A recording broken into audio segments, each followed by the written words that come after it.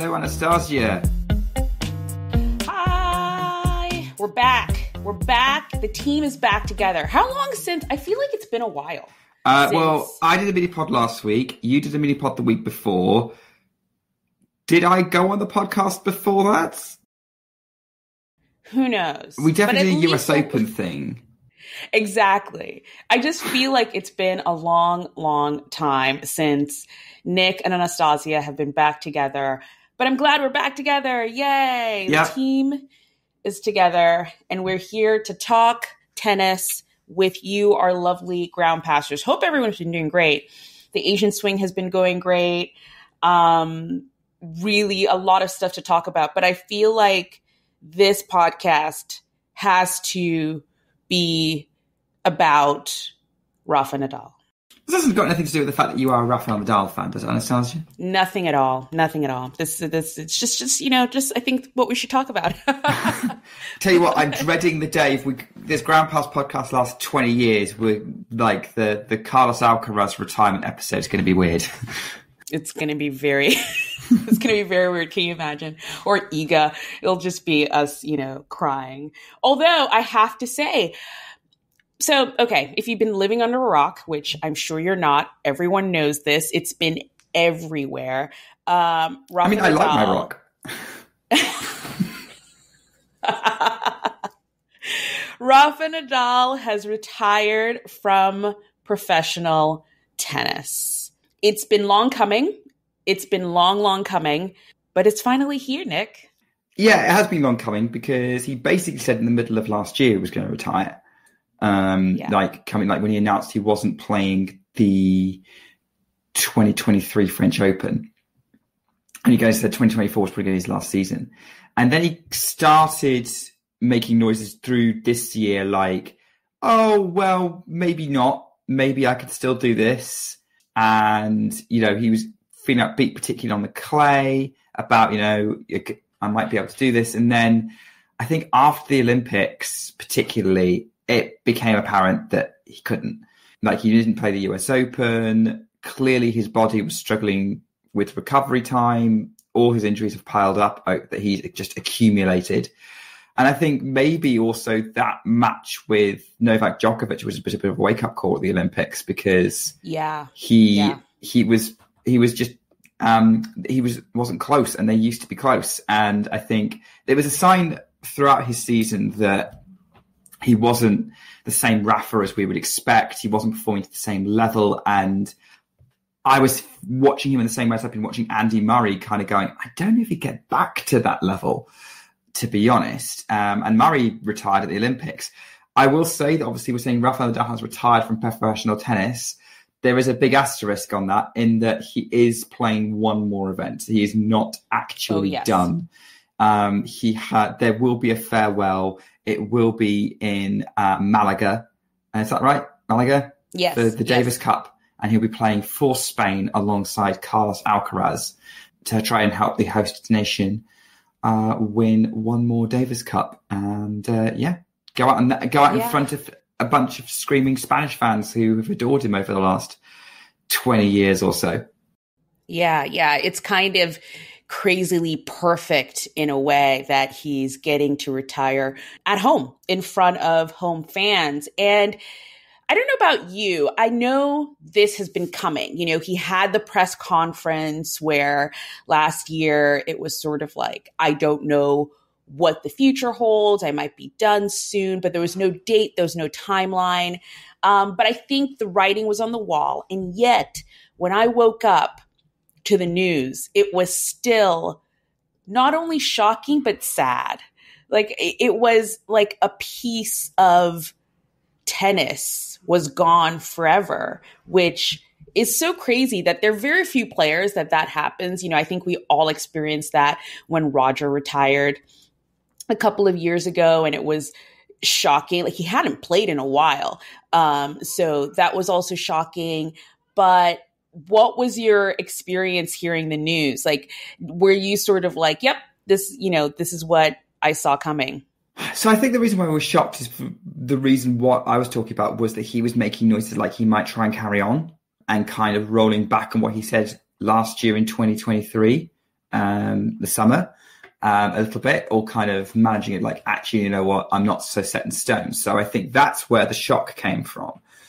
But I kind of, my reaction was honestly, oh, he's finally decided now. He's finally decided it's time, because it was on the wall, and I think writing was on the wall. And I think the difference between his retirement and Roger's retirement, you know, when you have like a light bulb in your house and you know that you probably need to change it.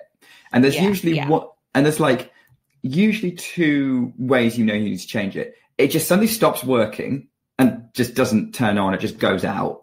The other way you know is if it dims or it flickers persistently, and it starts to get a little bit annoying, and you know you've got to sort it out before it eventually just goes.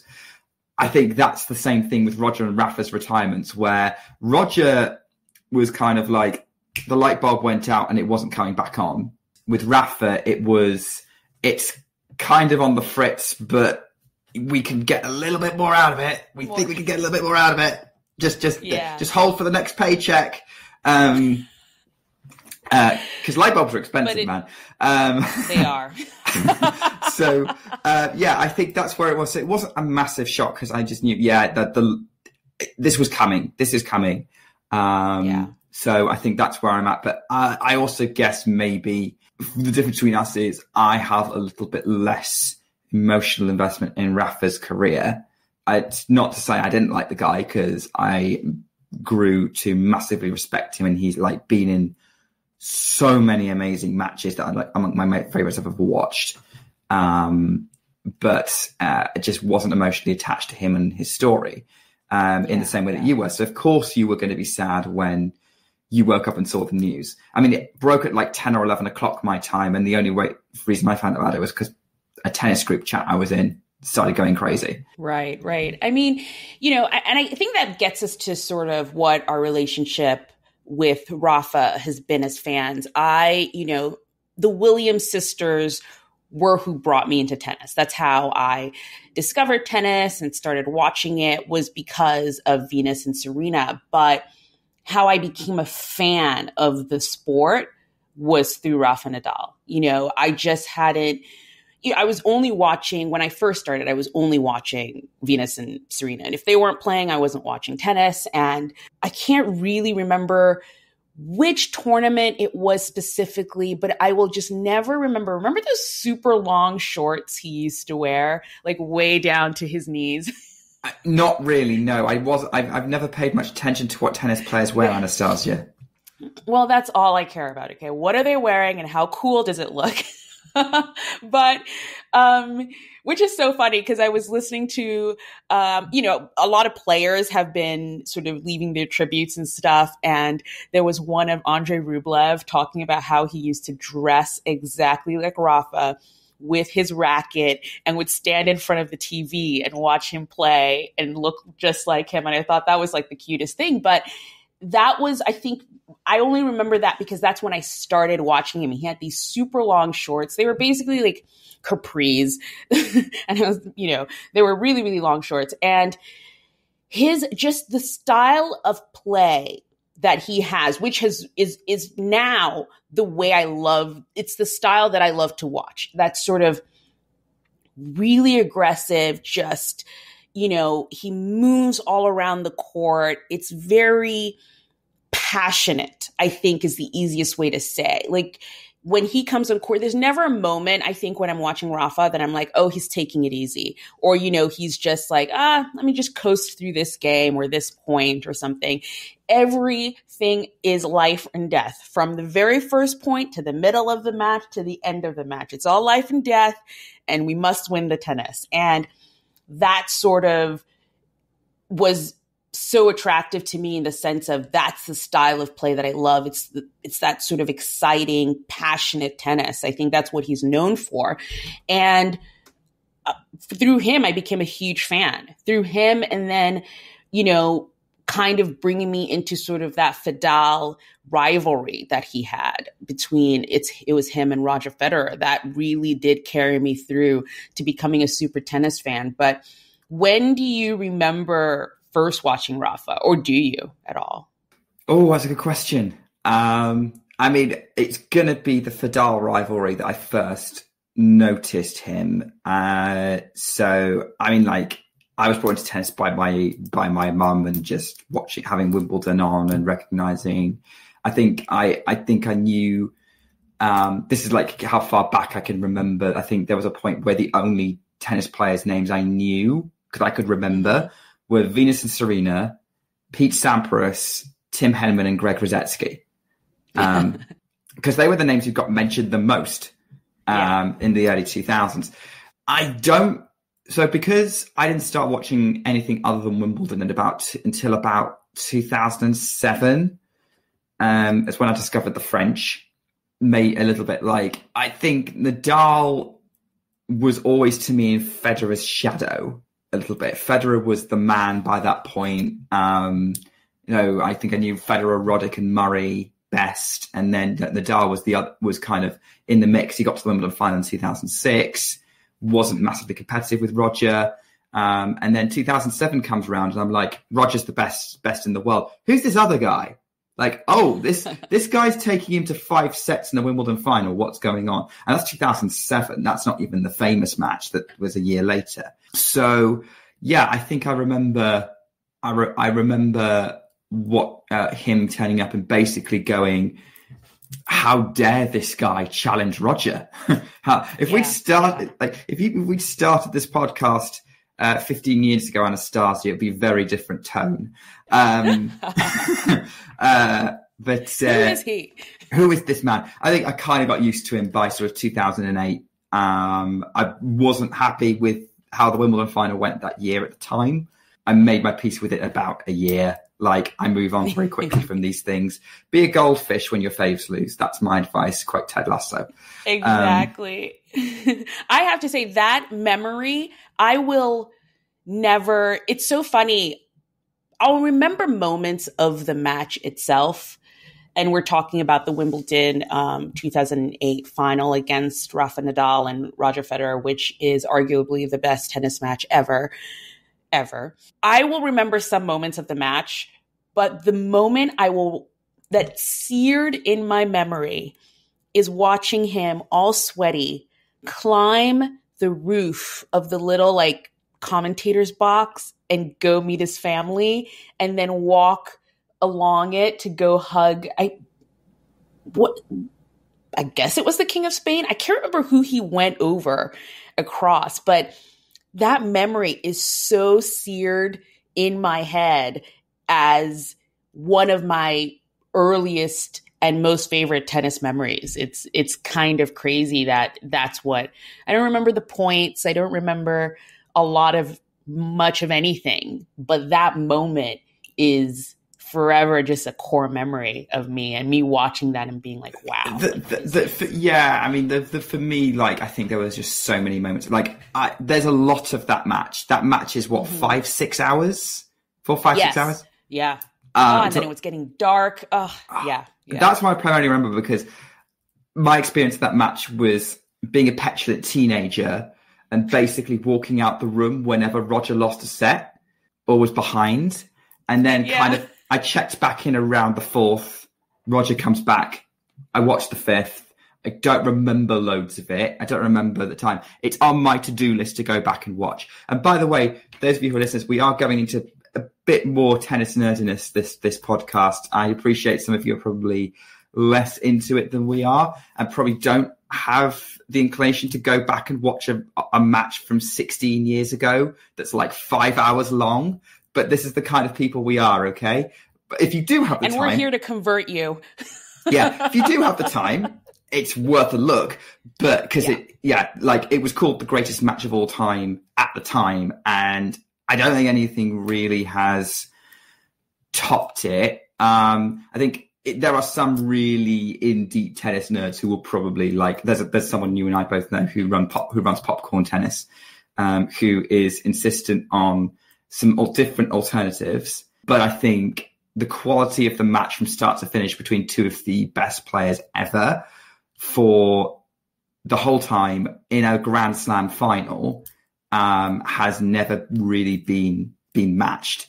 But yeah, so like Rafa for me became someone who I just realised I had to respect. And, he then went and had the rival with Djokovic, which to me was when I really, really was like super into my tennis. And that 2012 Australian Open final they played, like, to me was like, I don't know what to call it, but like tennis, just perfect tennis, just like the two of them physically pushing each other and playing insane shots for even longer than the Wimbledon 08 final, but much more physical. It was so much more physical, to the point where they had to be given chairs for the ceremony at the end because they could barely stand up. But you wouldn't have noticed it during the match.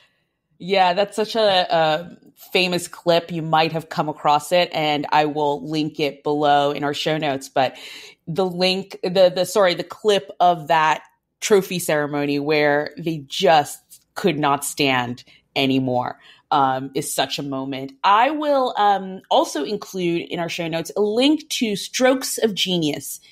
It's a really great documentary about the 2008 Wimbledon final and just the Rafa and Roger rivalry. And it's a really great documentary to watch. So if you don't want to watch the whole match for 5 hours, you could just watch that documentary, and it will give you the exact same feeling of, well, not the exact same feeling. Like that was, watch the match to get the exact same feeling. It will give you a lot of context, because I think great tennis matches are only great because of context and not because of the technical quality, because I think there's actually only a minority of people who would enjoy that. So yeah, but I think that's how we kind of discovered Rafa a little bit. And I think for me, then he was just like one of the three names at the top of the sport that you always talked about, always in the mix. Watching Rafa was always exciting, but I was my most excited whenever he was playing Roger or Novak, particularly Novak. Yeah. Really, it's crazy the legacy that these three players have left in the sport. And I think Rafa has a very specific one a little bit. I saw the social media post from, would you say Billowblatt? Babolat. Bibelat?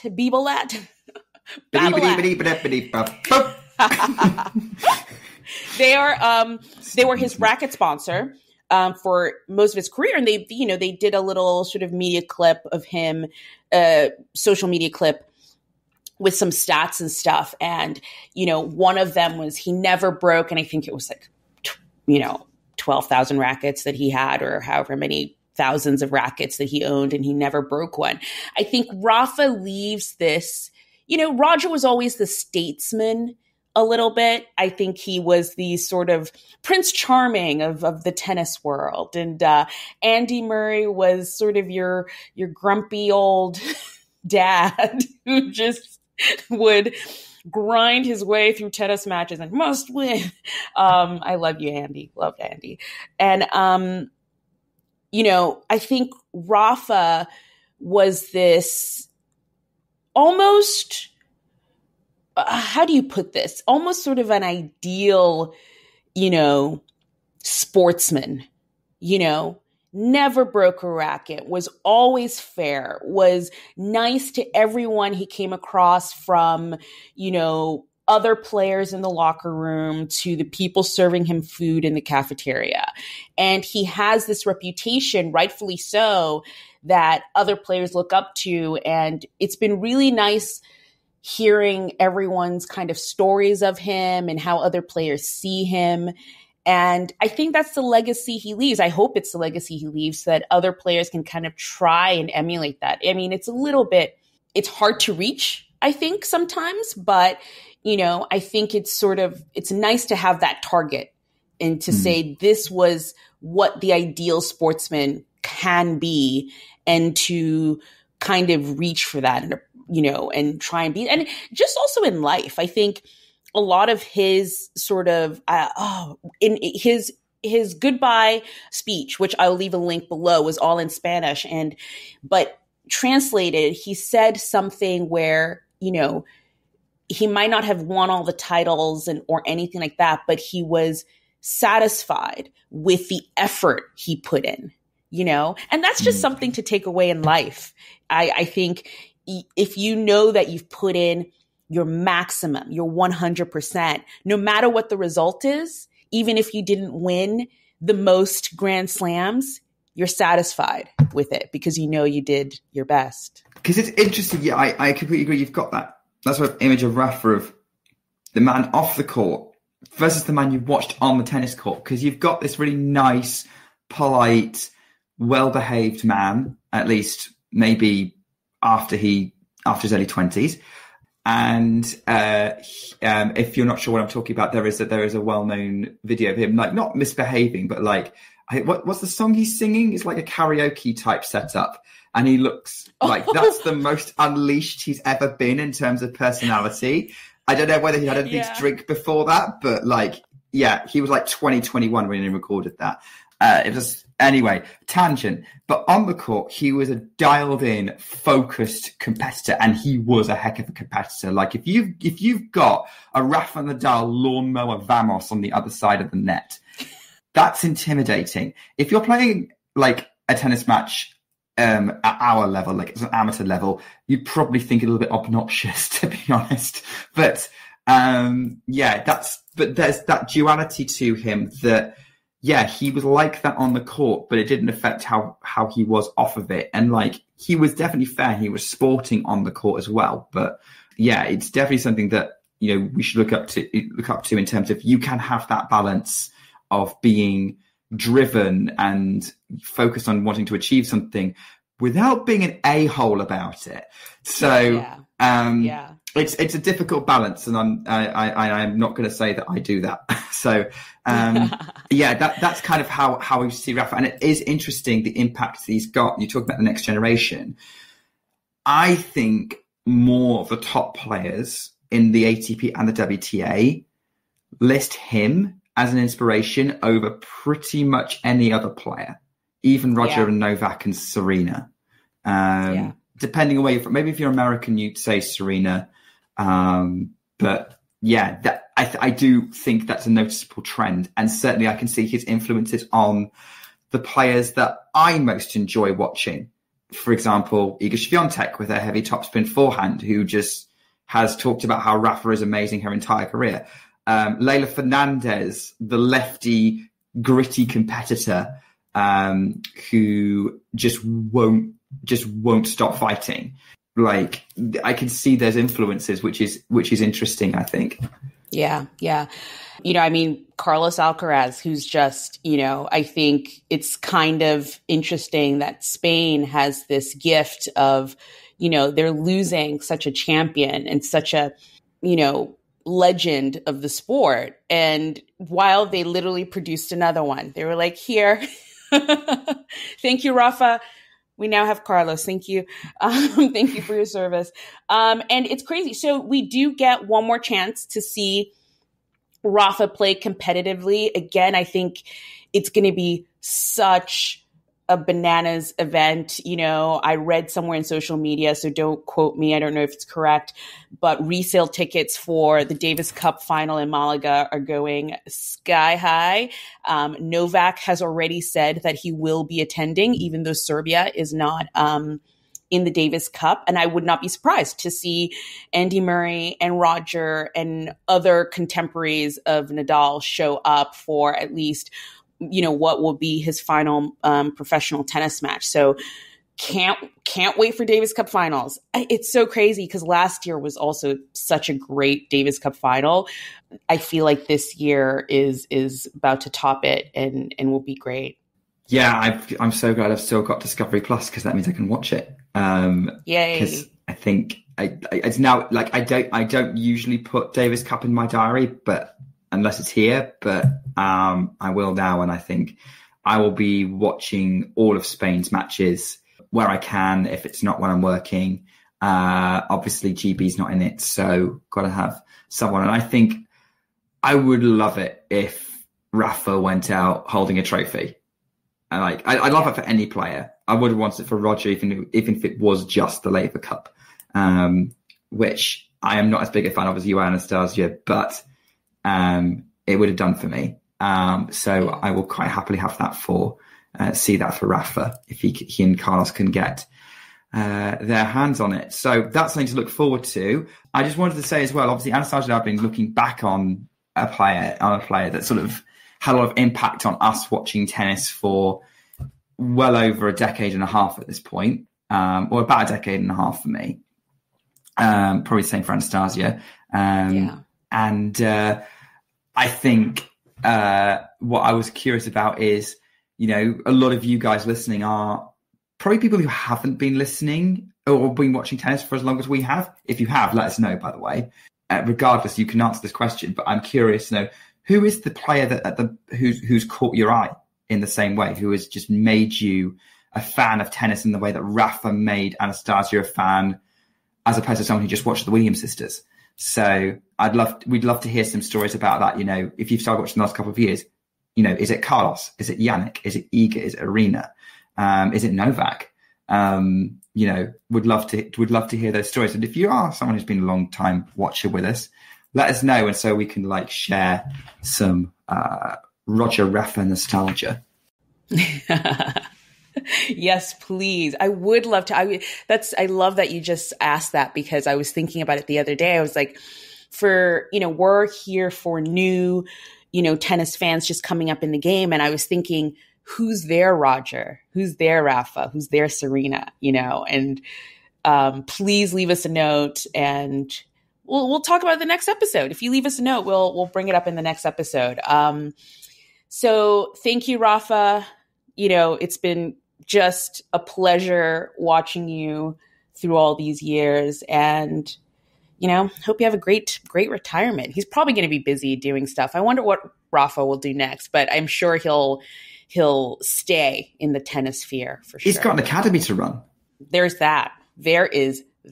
Never forget Rafa Academy. Oh, wow. The museum and stuff. Oh, he's busy. He has stuff to do. Not bad before you're 40, right? Right. Exactly. He has a little one. Wow. He's going to be busy. Okay. So that was great. Now let's get back to what's happening on tour. And we're about to, it's interesting. So the tours are about to sort of split off, but right now the ATP and the WTA are still in Asia together. On the ATP side, we're at the tail end of the Shanghai Masters. And just a little bit of a scheduling note, work stuff, life stuff happening. So this episode is being recorded on Saturday, October 12th. And in October, we're going to be recording on Saturdays because Anastasia has to work on Sundays. So we'll be recording on Saturdays. The episodes would be out on Sundays. And that's just going to be the schedule for October. So we won't be coming to you with final results this month. But it's fine. You can Google it. No, follow us on social media and you'll see who won tournaments and stuff. But anyway, done with this scheduling report. Back to the tennis. Shanghai. What's been happening? What's been going on? So the ATP is in Shanghai, and WTA is at a 1,000 level event in Wuhan, which hasn't been on. I think you were talking about it in the last mini pod, but Wuhan, this is the first time they're playing in Wuhan since 2019. Yeah, I believe. Right. Yes, it's been 5 years since they've played in Wuhan. Okay. But despite that, it might be like they never left, because Aryna Sabalenka is on track to win 3 Wuhans in a row, because she won the 2018 and 2019 editions. Wuhan was where she made her big breakthrough as a player, and she won a 1,000 level event, and everyone's like, "Oh, this girl's here to stay. This girl's going places." Because how old is Aryna now? She's like 26. Yeah, about mid-20s.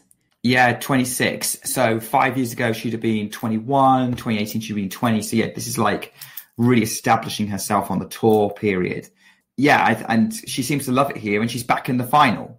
It's not been easy. She's had some slow starts, some scares against Yulia Putintseva, and today against Coco Gauff, which was a fun match. I enjoyed it.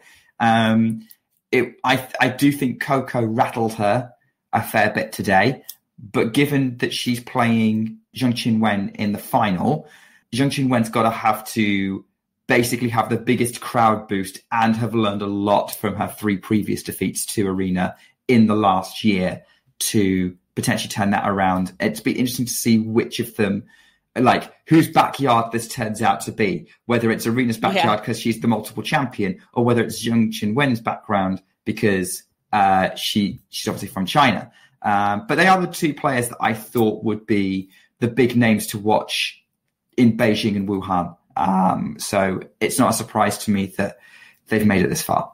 Yeah. And I don't know if I'm right or wrong. I'm going to have to sort of Google it now in the middle of a podcast. But I actually think I heard that Zheng Qinwen is from Wuhan. Oh. Like that's her hometown. Anastasia, why are you doing this to us on a podcast? Like, why are you trying to ask where tennis players are from? I think it says, Google says Xi'an. Is that what Google says too? Yeah. Which I have no idea where that is. My Chinese geography is shocking. But, like, why are you asking where people are from, Anastasia, about countries that neither of us have been to and have very similar sounding names? Well, you know, because we can just Google it right here and right now. But no, yes, you know, she is the local player. I will put it in the show notes next time for sure. But, you know, she is the local player. She's been having a really great time in China, like getting to back-to-back semifinals. Now she's in the finals. The home support has been insane. She's on the cover of Vogue. The photos look great. Like she is having a moment. She's a big, big star in China. And it's kind of great to see that this Asian swing, we've kind of seen this burst of local players on the WTA side, but also on the ATP side. You know, there've been Jerry Shang, Zheng Jizhen, who are all coming, you know, it's not their first tournaments. No, they've been playing all season, but it's so great that they're having these great runs at home. And I think that sort of thing grows tennis fans, you know. Tennis fans love to see a local hero. They want to see someone who looks like them, who's from where they are. That's how they sort of attach themselves and become fans of a sport. And it would be great if there were more sort of tennis fans in Asia.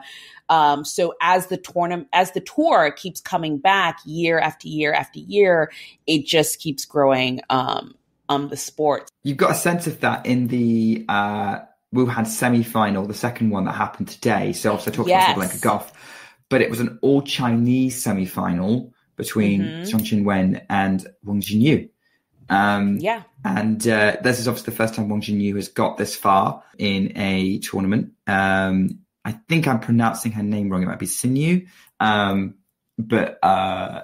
She that was an incredible atmosphere. The crowd absolutely loved the fact that there were 2 Chinese players going to head-to-head. And by the way, Wang had a fantastic win against Alexandrova in a match that was actually really, really fun in the quarterfinals. Really close kind of deciding set. But yeah, I think if we can see that kind of thing more happening where, you know, there's multiple players coming through, it's not all on Zheng Qinwen, or if Jerry Shang comes through, because I'm really big on Jerry Shang and his potential, probably more than any other Chinese male player, then that's going to be also healthier for fans rather than just British-esque putting all your hopes on Andy Murray and hoping for the best. Yeah. You want to be able to share the load a little bit. Just a little bit more on Aryna Sabalenka before we move on, and actually kind of like, I want to talk about matchups a little bit, because sometimes, you know, especially for, I would say, new fans coming into a sport like tennis, where, you know, there's a ranking system. There's 1, there's 2, there's 3, there's 4. And it's easier to just say, well, I guess 3 is better than, you know, 7, or 1 is better than 9. But matchups in tennis can defy ranking a little bit. And in a matchup like Aryna, Sabalenka, and Coco Gauff, you always know, no matter what their ranking is in real life, like that's going to be a competitive match. They just happen to be actually super close. I think now Coco's either 3 or 4 or 5, like she's in there somewhere now within the live rankings, I think, and Aryna is 1 or 2 or in that zone. At the minute, we're in that weird period where everyone's looking at the race more than the ranking. Because obviously we're looking at the WTA finals and the race probably is more of a reflection on what everyone actually is compared to where the rankings are, because there's only like a few tournaments from last year left to drop off. Exactly. So it's a really confusing period to follow where everyone's at. They are starting to match up a little bit. It's starting to match up a little bit, but it's not quite there yet. So Aryna is number 1 in the race, but she's still behind Iga in the 52-week rankings. That will even itself out when we get to the WTA finals in about a month. Yeah. And we'll come back to sort of the end of year finals in a second, because I wanted to talk about Qinwen in regards to that. But, you know, I think Aryna and Coco have had some really great matches recently. So they were in the finals of the US Open last year, and then they played again in the Australian Open this year. I think, what was that, the semifinal round? And then this match here, semifinals of Wuhan. And they have a very interesting rivalry. I think Aryna, they interviewed Aryna about it, and she was like, going into it, she just knows Coco's going to make her work. She's going to make her run around that court because Coco's super athletic and can get to most every ball. And Aryna knows that that's what she's coming into.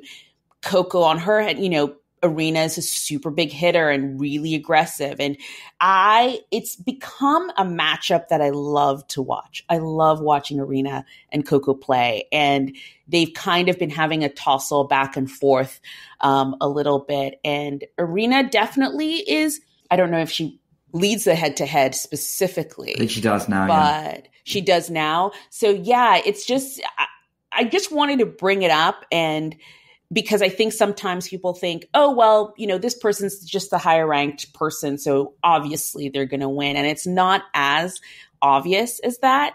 I think matchups really play a role in the results of tennis matches. And that's why it goes back to something I said earlier, which is context defines a tennis match more than anything else. And rankings provide some context, but not all, because you have to look into who the player is, how they play. I think it helps that with the Aryna Coco matchup, Aryna is one of the best attacking players out there.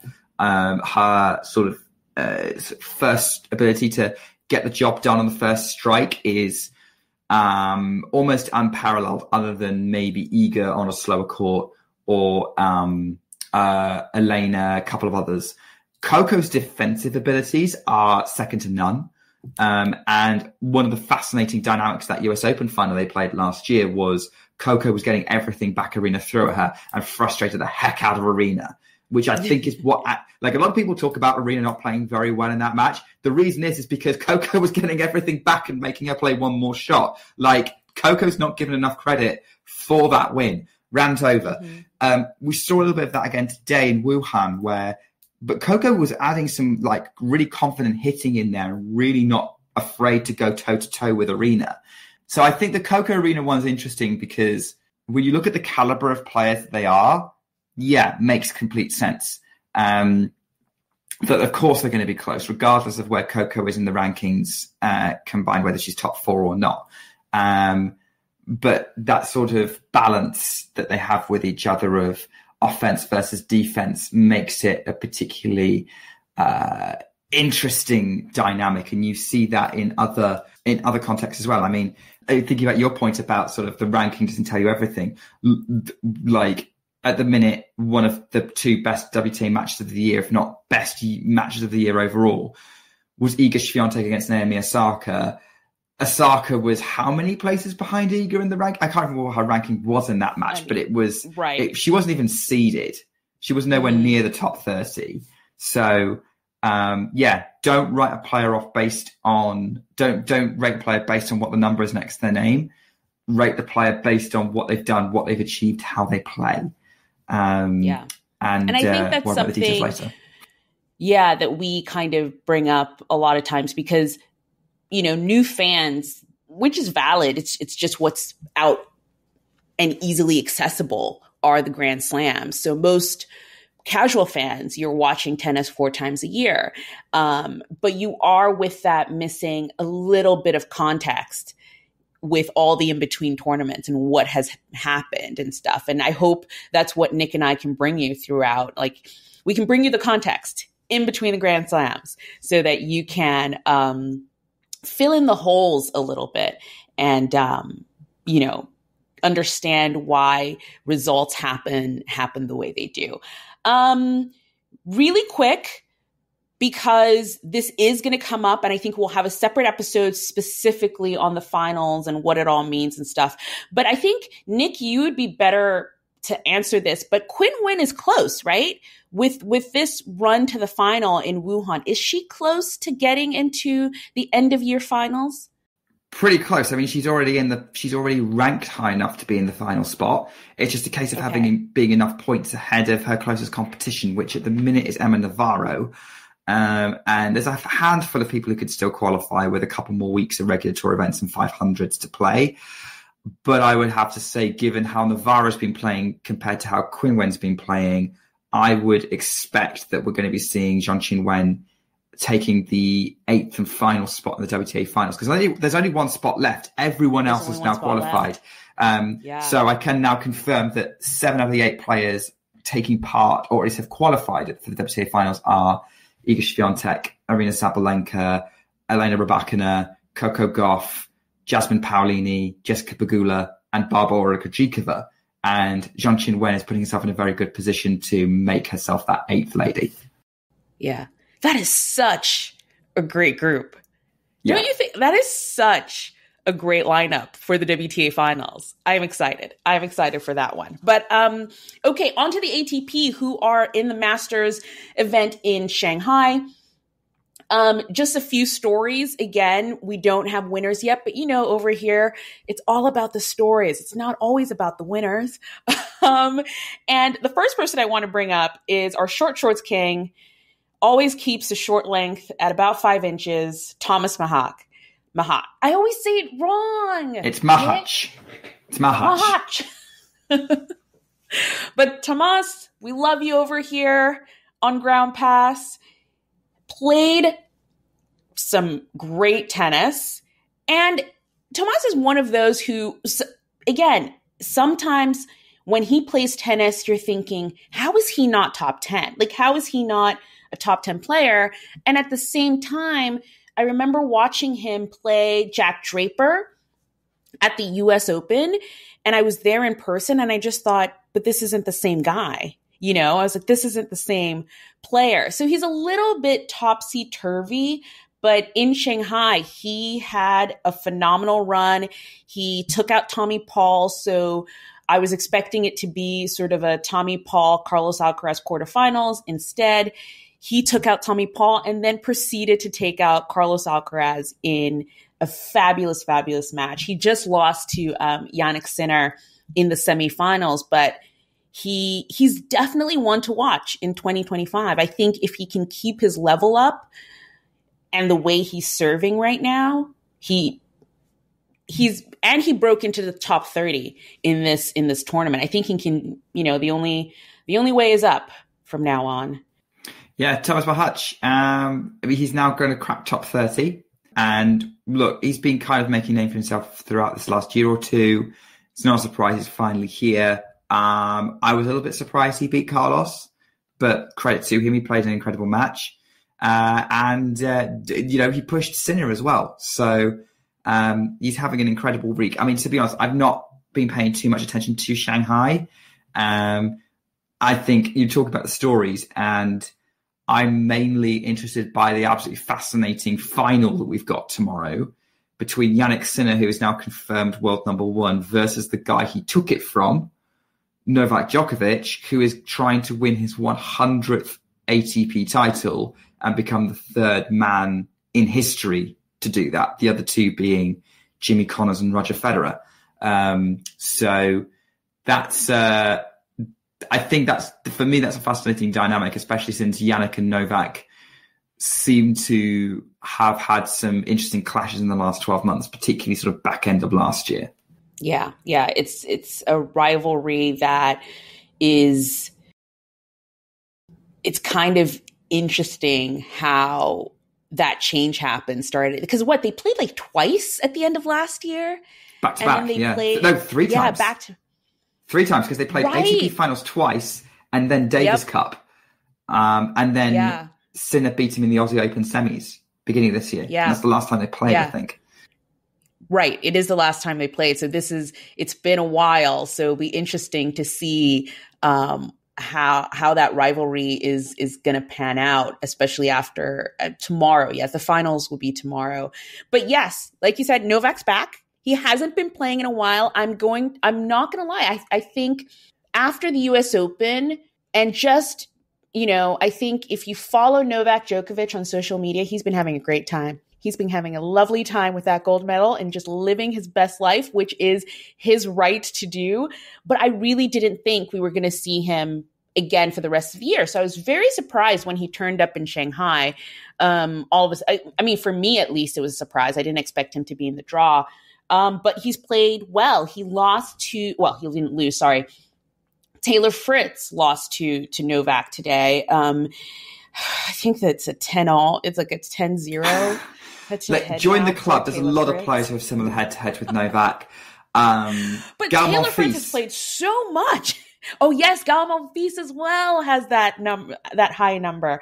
I think yes, the last set went to a tiebreak, so I think Taylor did better this time to sort of, stand up to him a little bit. But no, Novak won that. And like you, I'm excited to see what the final is tomorrow between Jannik Sinner and Novak Djokovic. Going back to what you're saying about Djokovic playing Shanghai, I think he did announce like a week or 2 before that he was playing it. And I think other people were a little bit going, okay, that's interesting. But there's also been noises suggesting that he might end his season after Shanghai. And even though by winning Shanghai, he put himself into ATP finals field. He probably won't play that. Like he might change his mind and go, you know what, actually I'm going to do it. But he might be pacing himself a little bit more now because he knows he's an old man. And so he might end up joining the long list of people who've ended their season after Shanghai. Yes. Yeah, there are a few players who have ended their season already. So let's go through it. Well, again, I was driving to work the other day and I thought, where's Sebi Korda? And just like that, the next day I see he's had elbow surgery. So Sebi Korda is out for the season already. Some other people who have been out because of injury and just to give themselves enough time to recover and rest up for the next season. Maria Sakkari is out, and also Caroline Garcia is out as well, although she's going to Harvard in her off season. Isn't that cool? I mean, you've got to do something, right? I thought that was so cool. Yeah, good on her. Like, glad she got in. And look, she's got that podcast of hers that she started up, which is been very successful. So she's a very smart woman. So I'm really not surprised. Other people who've entered their season, Aryna Svitolina, I believe, has also entered their season. Yes. Not 100% sure, but Danielle Collins might have ended her career. She has been very quiet since the US Open. And I don't know if she fancies getting on a plane to Asia anytime soon because she's out of WTA finals contention unless... I think the only way she's playing WTA finals is if someone like a situation where like an Iga and Elena don't play. Something like that. So... Right. You were saying just before we pressed record that she maybe just did an Irish exit retirement where she's just like, and she's gone. No fuss, no muss. She just disappears into the background. I hope not, but I really don't see where she plays next if she doesn't get into the finals. No, I don't either. I mean, like, there's Danielle Collins. She does what she wants. Next thing we know, she's going to be in... Well, we know she's definitely not in the entry list for Ningbo or Osaka, which are happening this week. But you never know. She suddenly turns up in Hong Kong or something. So Watch the space with Danielle because she does what she wants, but I don't think it's likely. Yeah. Right. So the last thing to talk about just before we move on to our player, like what's happening next week and players of the fortnight. If you've been watching Shanghai, and here's the thing, you don't even have to have been watching Shanghai because this was a story that ended up everywhere. I had people calling me who don't even watch tennis being like, what's going on in Shanghai? Because it was just in the news. And I think because of the players that it was affected, it just got into sort of the more mainstream news a little bit in terms of tennis. And it ties into electronic line calling, which we'll also bring up here. But there've been a few umpire player conflicts. Let's just say it nicely, conflicts in Shanghai. I think Stefanos Tsitsipas had one. Alexander Zverev had another one. And the biggest one that was the one that literally was on CNN was Francis Tiafoe had an altercation with a line umpire. And it just seems like there's a lot of, conflict with the way matches are being officiated, I think would be the best word to say. And the changes coming there. I think with the outbursts, the biggest change that they have been looking at hasn't actually been about line calling, but it's been about the shot clock, which is, I think we've explained this before, but there is, every time a player comes up to serve, they have a limited amount of time actually to serve. They can't just prepare forever and, do whatever. There is a limited amount of time. And in an attempt to speed up the game of tennis, which I think is something that we're probably going to be talking about a lot next season, they've shortened the amount of time that a player has to serve. And it's brought a lot of conflict, I think. I don't know what your thoughts on it have been, but one of the comments that I saw coming out was just one of the players was mentioning, I think it was Novak actually. Yes, I believe it was Novak, where he sort of said he understands this change is coming, but the players were not given a heads up, which I just find fascinating. Like, is that possible that they just were like, yeah, and then they just started doing it without telling the players? But I don't know the sort of inner workings of the ATP. But what have you thought so far about kind of this friction that's going on? I mean, to be honest, I just ignored it. Like, I just, like, I saw the stories and I went, oh, it's by the way, audience, this is the difference between Nick and Anastasia. I care about the fashion and what they're wearing on court and being like, what's going on in Shanghai? And Nick is like, the history of tennis and look at that forehand. Yeah, kind of like, not that far. Look, I saw all the stuff going on. The reason why I didn't get, also, I had no idea it exploded that big, to be honest, with the Tiafoe incident. It doesn't surprise me because obviously he's American and that's what he's going to get reported on.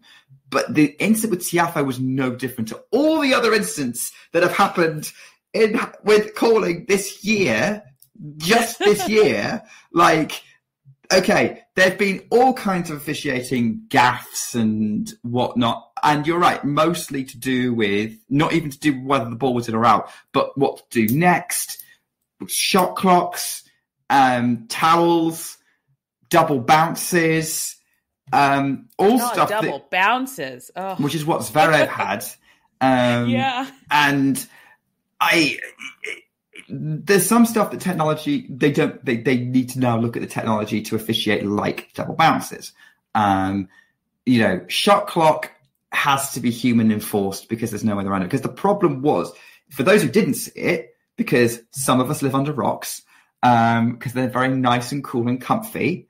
I make myself sound like some kind of lizard. But anyway, the Tiafoe ran down the shot clock, threw up a ball as if to serve, hoping that would stop the shot clock, and it didn't because he was clearly not going to hit it. So the umpire told him he was in breach. Like, we can talk about the benefits of the shot clock in or out and not, but yeah, in terms of all the incidents and whatnot, this is just another example of adrenaline and all whatever else is going through these highly competitive athletes' brains and thoughts, and trying to lock in and get the job done and sort of do it in a way that they feel like they're not screwed over. There's going to be a lot of heightened emotions in all of this. There can be technology to mitigate a lot of it, but yeah, I think with a lot of it, someone has to make a call on a rule. Someone has to, with the aid of technology or not, at the end of the day, because technology isn't the be all and end all. Even the line calling stuff can go wrong. So, like, is it dramatic? Yes. Is it worth dwelling on? I mean, yes, if you care about how the sport's administered, but I don't think it's something to get upset about. Yeah, no, totally. But I think for at least for our audience, I think the importance of all of this, or the reason why I guess they should care about it, is because of the administration of tennis. And this kind of brings us to the news that Wimbledon was going to get rid of line judges and go all in on electric line calling starting next year. Starting from next year, which, by the way, they are following the whole ATP tour, the whole WTA tour, and the Australian and the US Open. So to be honest, when I heard the news that Wimbledon was getting rid of line judges, which, by the way, made headline news in the UK, because, you know, that's a big change for, like, because all the UK cares about is Wimbledon when it comes to tennis. Yeah. I basically went, I hadn't realised that they weren't part of the blanket change. But it made sense because it's administered by different bodies and all these different stakeholders in tennis.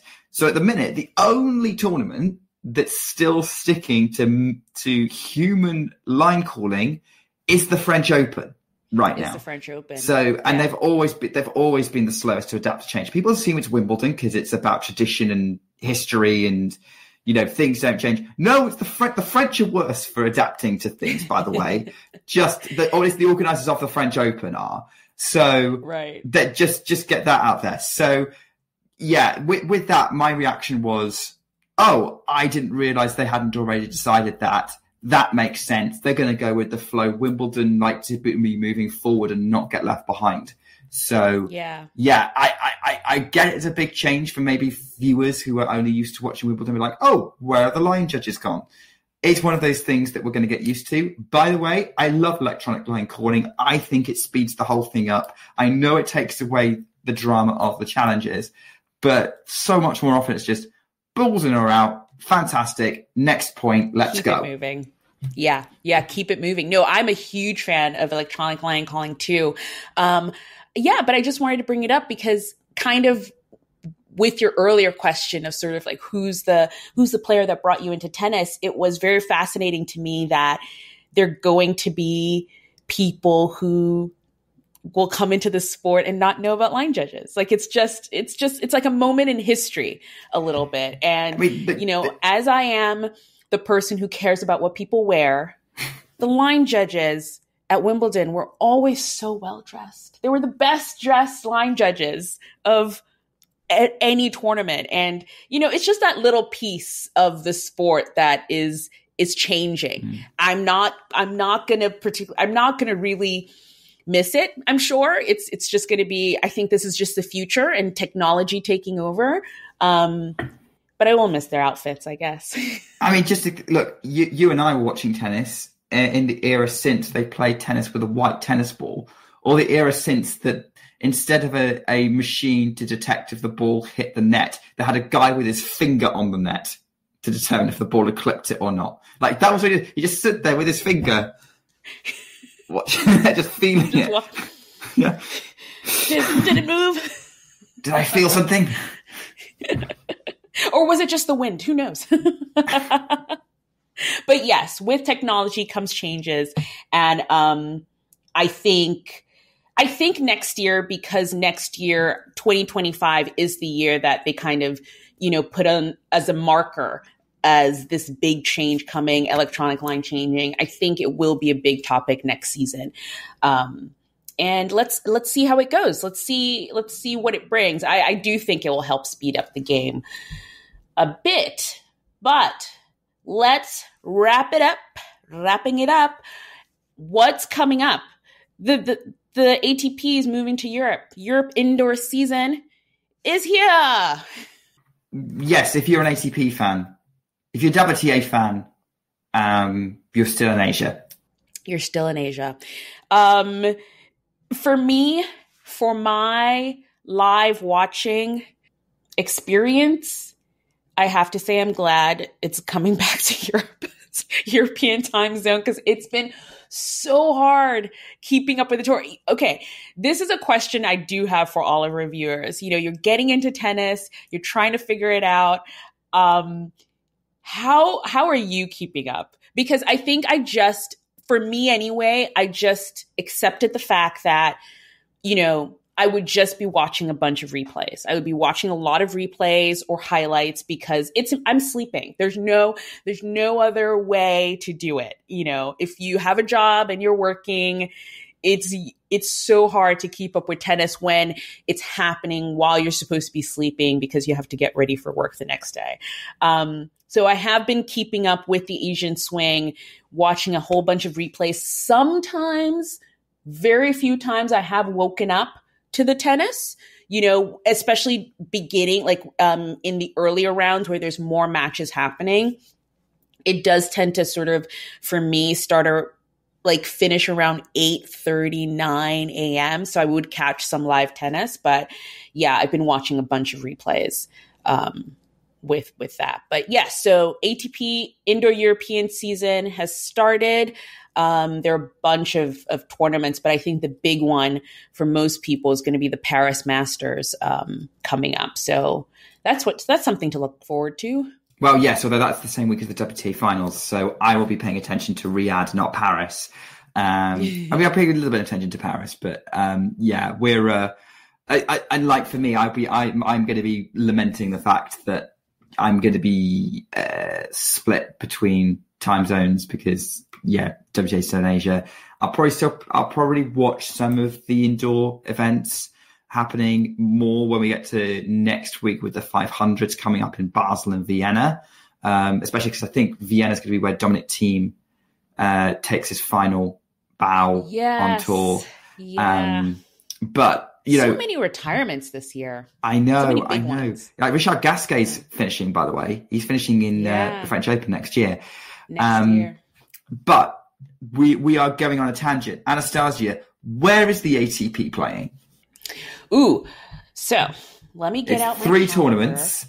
I think there's Stockholm's one of them. Stockholm's usually this time of year. Antwerp. And there's actually one more tournament in Asia. It's Almaty in Kazakhstan. So those are the three tournaments that are happening next week. They're all 250s. So I think a lot of the top players will be using this time to take a break. Although, as we kind of talked about separately, I think in our mini pods, this is a very interesting time of the year for some players who are maybe trying to get more ranking points. They're all preparing for the Australian Open. So yes, you might still see top players playing Antwerp, which is a 250 event, but this is a building time, I think. For the top players, you know, the top 3, top 5, you probably won't see them till either the Paris Masters or, you know, when the 500s happen in the following week, which will be Vienna and Basel. Pretty much. I mean, like, I think I've seen de Minaur's playing this week. I can't remember. I saw a list of people like de Minaur was the only name I remembered. But there's a few others. It's not the same on the WTA side because we've got a couple of events happening. I did mention them before, but we actually have a WTA 500 event happening in Ningbo. We've actually got a WTA 500 event happening pretty much every week for up until the week before the finals. But yes, we've got another couple. Yeah, Ningbo, and you've got Pegula, Paulini, Zheng Qinwen, Barbora Krejcikova. Like, they're currently all playing. The draws come out for that. And we also have a 250 happening in Osaka in Japan. And I mean the place, not the person. With Now, I don't think Osaka herself is actually playing, but Bianca Andreescu and Sofia Kenin are, as is Leylah Fernandez. But yeah, that's what's going on the WTA tour coming up for those who are interested. So, I mean, the one way you could see it is you've got 24-hour tennis coming up. Yes. You could start in Europe and finish in Asia, or actually it's backwards. You start in Asia and you finish in Europe. Something like that, yeah. Just you sleep for like 2 hours after the European matches finish. Exactly, and then just keep doing it. Time zones, they're lovely things. Okay, it is time for the player of the fortnight. Drum roll. I went for someone who, and I can't really remember, and we have to do better bookkeeping next year, maybe, but I don't remember if I picked this player before. Someone needs to set up a Grand Pass wiki. I've said this before. Yes, do it. Ooh. Anyway, it is Jakub Mensik for me. Not Mahac. Not that Czech player. No. Not that Czech player, the other Czech player. I think I talk about Tomas a lot, and he's definitely one to follow. He did have a great week. But I think I'm going to go with Jakub Mensik. He is 19 years old, a Czech player, like we just mentioned. And he's someone who has had some really great runs and wins throughout the year. I think he has been injured as well, but this week specifically, he really had a great, I'm just pulling up his run that I had open, but he had some really great wins. He defeated Rublev in the round of 64. He also defeated Dimitrov in the round of 16, and then he lost to Novak Djokovic in 3 sets. He took the first set off of Novak by playing a very, very good tiebreak. I did watch the replays of that match, and he's just a very exciting player and someone who I am marking down to watch in 2025. I've started kind of putting a list together of players to watch, players to pay attention to. It's kind of like the players that we talk about on the player of the fortnight, and seeing how their season goes, from top to bottom. And Jakub Mensik is definitely one of them. Really, really nice serve, a big serve. He's right-handed. Yes, he is. And yeah, I just really love his style of play, and has always been someone that has piqued my interest as someone to watch. So Jakub Mensik is my player of the fortnight. I think we have had him before, but he was joint with João Fonseca, and that was right at the beginning of the year when Fonseca broke through. I remember that actually. Yeah. Yep. Fonseca broke through in Rio, and Mensik broke through in Doha. And it happened in the same week because Mensik's like a year or two older than Fonseca. And we were talking about them as the next exciting talents to come through on the ATP tour. Maybe because Mensik's a little bit older, he's a bit more developed. But for me, Mensik's been getting the more eye-catching results than Fonseca, even if Fonseca's got the more eye-catching game in some ways. But I was very impressed with how Mensik but he competed with Novak. And I did think, maybe there's a chance of a 19-year-old upstart coming through here, but not this week. My choice of player of the fortnight is someone I've definitely not picked before. Wang Xinyu.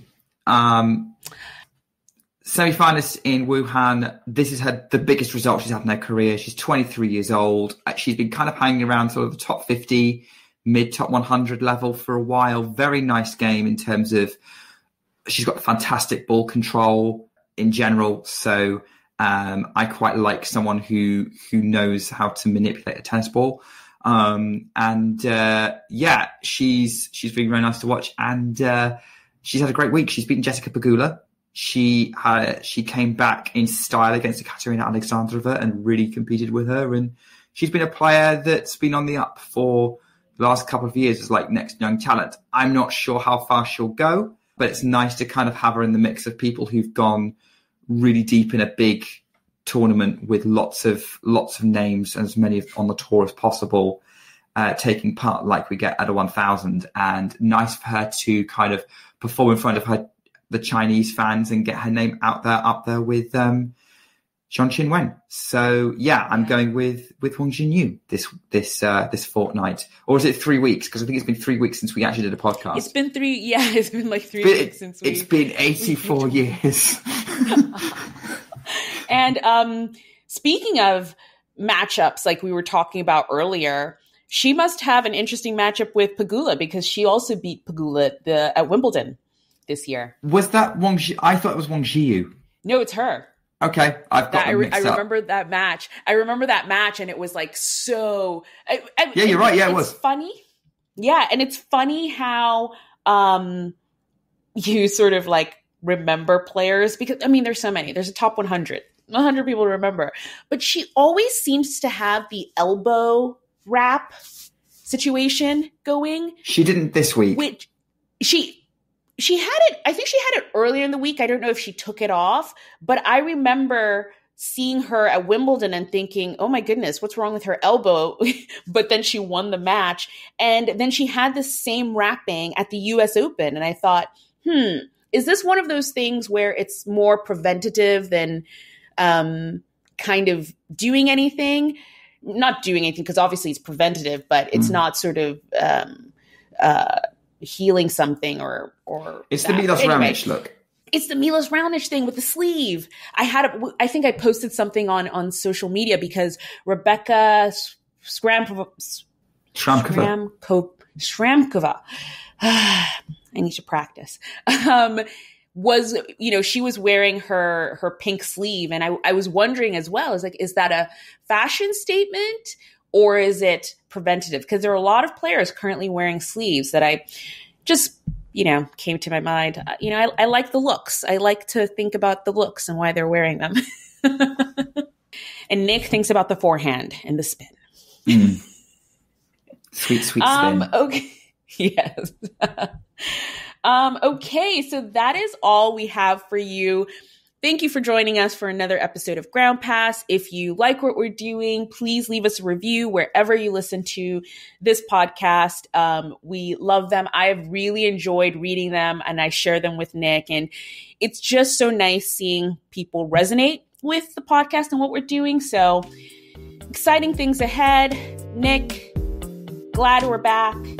And we'll see you next week, guys. See you next week.